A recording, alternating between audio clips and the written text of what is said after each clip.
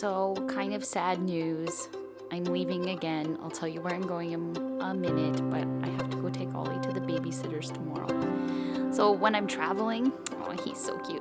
When I am traveling, how it works with Ollie is like everyone just loves him so much. So, he has a couple of homes where he is well looked after. He's going to go to my parents' house. He loves it there. They have 2 other dogs. They give him a lot of treats.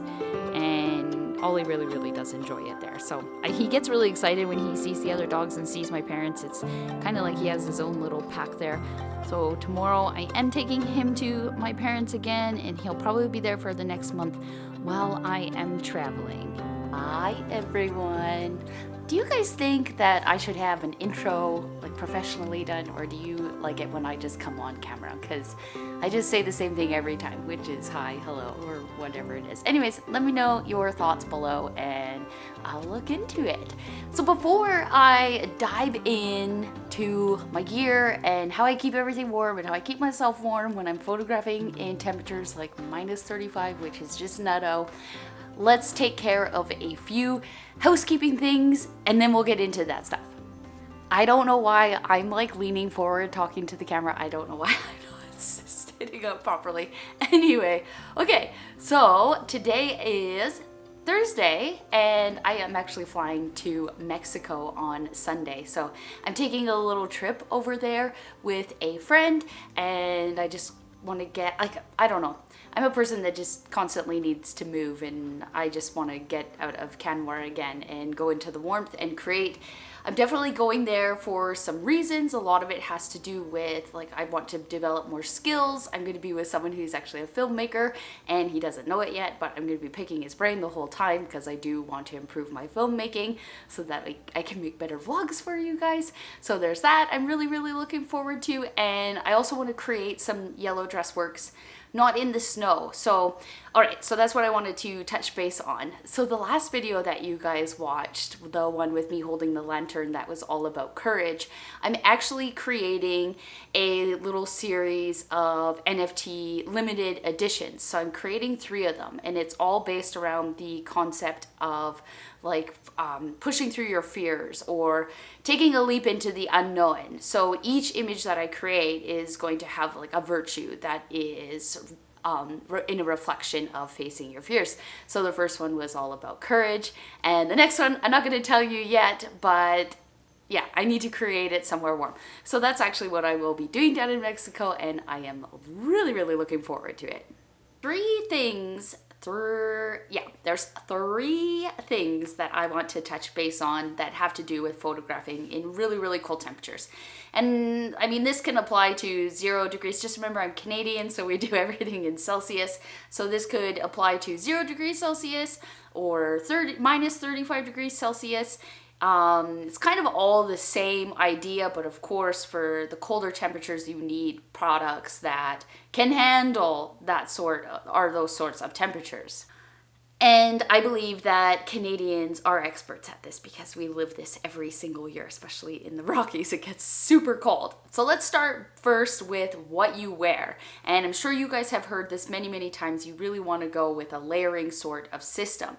So for my top, I always have a base layer on, and then this fleece, which I absolutely love. Fleece is one of my go-tos to stay warm. I wear this so much that I am actually wearing out the zipper. So whether that's a reflection of overusing it or the product, I don't know, but I absolutely love it. And this was actually built for photographers. So when I dive into more about keeping like batteries warm and all of that, I'll show you the inside of this and how handy it just adds to that. Over top of this, on the really, really cold days, I wear a down-filled jacket. Like this jacket is ridiculously heavy, big, puffy. So as long as I'm not doing any sort of activity that requires me to sweat, I go with this and I'm toasty warm at all times. Just get something that is down-filled, and of course I would prefer it to be the artificial down-filled, so I'm going to definitely suggest that because I don't believe in using animal products, but This is just such a lifesaver. Like, my core is always warm.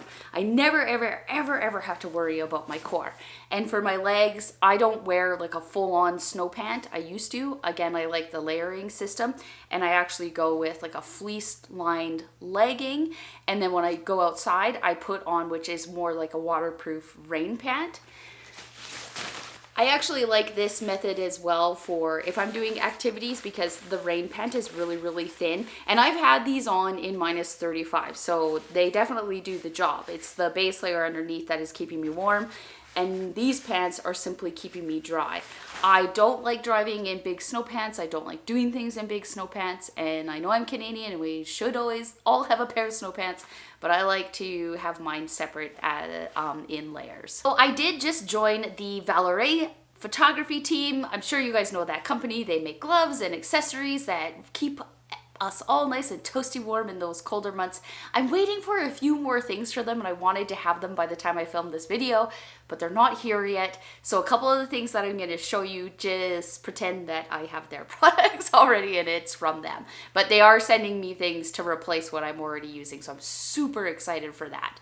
So this piece of clothing, or this item, is a lifesaver. So this is like a buff that you wear, like you wear it over your head. You actually wear it around your neck, so it's a neck warmer. I use this all the time. This helps so much. You never would think that this part of you gets cold, but it does, and you don't want to leave this like your neck exposed. So I swear by these. I love, love, love them, and you don't even notice that you're wearing it. Because when I'm focusing or I need to cover my face, you can pull it up. And to me, that's just a game changer. So you just have like this extra bit. I use a fleece one, but I'm getting a merino wool one. But I love fleece. So this, I wear this almost every single day. Whether it's 0 degrees or it's minus 35, it works flawlessly. And then of course you want to keep your head warm with a toque, which I'm wearing right now. So the next thing is obviously the feet and hands. And I find that those are the two parts of your body that are the hardest to keep warm. So for my feet, I have winter boots. I don't actually really like these winter boots. I'm going to trade them for something else soon down the road, but I always wear 2 pairs of socks. I can't seem to quite figure out the feet system yet, but I do find I'm the warmest if I'm wearing 2 pairs of wool socks and then my boots. And as long as I keep moving, I won't really notice my feet, but as soon as I stop or like the tips of them start to get cold, I find it goes downhill fast and I'm scrambling around to try and keep my feet warm. So for me, I'm a person that needs to keep moving, and that's just important. Or otherwise my feet, oh, it's the worst when you go from like extreme cold back into the warmth and like they're starting to warm up again. It's so painful. I hate, hate, hate that feeling. Next up is gloves. So currently I have 2 pairs of gloves from Vero. I have the Tindin, which is more targeted for the colder temperatures. I think it is just below. They have a mitt that they're sending me. I can't remember the name of it, but this is right under it, the Tindin gloves. So this is meant for like deep Arctic temperatures. I used these ones in minus 35. I do want to say that if I'm using a glove or even if I'm using a mitt, I need to have a liner underneath at all times.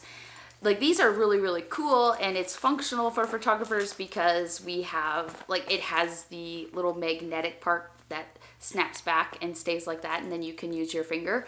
But you can't expose your finger in minus 35 temps. You just can't really warm it back up after. So I always run into this problem if I am not using a liner. A liner is so important. And I have a liner, another liner that I do use, but Vero is sending me their liner so I can use it for underneath these mitts. So these ones were pretty good in the minus 35, but I only lasted for about 45 minutes. And as soon as I started taking my finger out, everything went downhill, like on the tips of my fingers. They were just so hard to warm up again. So that's why, like, again, the hand warmers, foot warmers, these are going to come back into play. I always keep some of these in my pockets for the times when I'm shooting and I need to warm up my fingers, I can put my hands in my pockets and just let them rest with the warmers, and then that usually helps warm them back up. For like my everyday temperature shooting in the winter time, this could be from anywhere from like 0 to -10. I have the Mark Hoff gloves from them. So these ones are not as intense and they're smaller, so I find that they are actually just easier to use. Like I feel like it's just more a nice tight snug fit and I can use my fingers more. The bigger of a mitt or a glove that you use, the harder it is going to be to use your camera. So keep that in mind. You have to like give yourself some patience to use your camera gear if you have gloves. If I need to do something like go into the lake, which yes, I do that because I'm crazy. So go into the lake, I always have to have the protective footwear on, and I use bogs, which are rated for, like I have the most intense ones you can get, and they're rated for -40, and they actually do a pretty good job. They're much better than my winter boots. So if you are looking for something that where you can go in the water or be in some colder temperatures, check out bogs. Like they're gum boots. You can't really walk or hike in them. They're not practical for that, but if you can go from car to shooting location, I would wear those all the time actually if that was the case. I didn't have to really move around in them. They are absolutely wonderful for keeping. I've stood in rivers in the wintertime and they have kept my feet nice and toasty warm. So that was all about what I wear. I'm a big fan of a layering system. Don't cut yourself short and think that one thing is just going to do it, because it won't. And when you go from cold temps to inside vehicles where it's warmer, you're going to be wanting to take things off. So really important you stick with a layering system. I also like to bring this is my grocery shopping Safeway bag, but I also like to just bring a bag, whether it's plastic or a cloth bag. I like to bring an extra bag, and if I'm not so for me when I do the portraits, I'm changing, I wear my dress and I go back to my jacket. I like to put a couple of these warmers inside of a bag, and then if I need to change outdoors, I put my clothing in it, because if you're not wearing your clothing, then it's at the mercy of the temperatures and it just gets really cold fast. And nothing is worse than if you are wearing a dress and you want to warm up again and you put your jacket back on after it's been kind of sitting in the snow. So I like to have, this is so lightweight to just carry around with you. And again, toss a couple of these in there and it keeps its own like little heater. If you wanted to, obviously, like, you know, save on plastic and all of that, you can also use a hot water bottle. It just might cool down really quickly outside. But depending on the temperatures, you could probably carry that around with you. And even in like a cooler or something, you could put some hot water bottles in there, and that will definitely help keep things warm. The next thing to keep warm, and the most important part of it all for us to be able to create these images, is batteries. I am a Canon shooter, so if I go out for one shoot, bringing out 2 or 3 batteries is usually just fine for me in the cold temps. I do make sure that I keep them warm, and again, I do this with hand warmers, foot warmers, or whatever it is. I throw a couple of these in a pocket, and with this, actually this fleece, I'll show you the inside of it because it's so handy for this. So it has this pocket right here, and there's a lot of like little other pockets, and this is where I would put a hand warmer. I would chuck it in there, and then I would keep some batteries in there, and that is just going to keep your batteries nice and warm. And then when one dies and you replace it out, put that battery in that pocket, and it will come back to life, because things die really quickly in those cold temperatures. So far, like, my batteries have been pretty good with the shooting. I did notice that my mic system died within, it was honestly like 3 minutes. So my Rode Wireless Go mic system, I was filming with that in -35, and again, it died within 3 minutes. So I wouldn't use a wireless mic system outside in those cold temperatures. I would use one that plugs right into your camera, so you just completely eliminate that extra battery that you have to deal with. But whatever you're putting into your bag that has a battery, these have to go in with it. And this is game changer. This will definitely keep your batteries warm. It will just allow you to shoot for a much longer time. What I think, though, is the most important part about it all is having a plan. And if this is in temperatures, like, it is just absolutely beautiful when it's -30, -40, -20, whatever. All those temperatures are super cold. But That's when it is super pretty out there and frosty, and like you just can't match the temperatures. That's when all those cool ice formations come. There's usually steam coming off of any area that has open water. It's creating like its own mist. It's gorgeous to photograph in those temperatures. Some of my favorite images have come in those temperatures, but you have to go in with a plan. So I don't really actually, let's go back to my landscape photography in -35 video. So I photographed I photographed some landscape images in that video, and I filmed an entire vlog, and I did it within an hour. After an hour, it was, because I wasn't really moving around, I was just standing there filming. I got cold so quickly.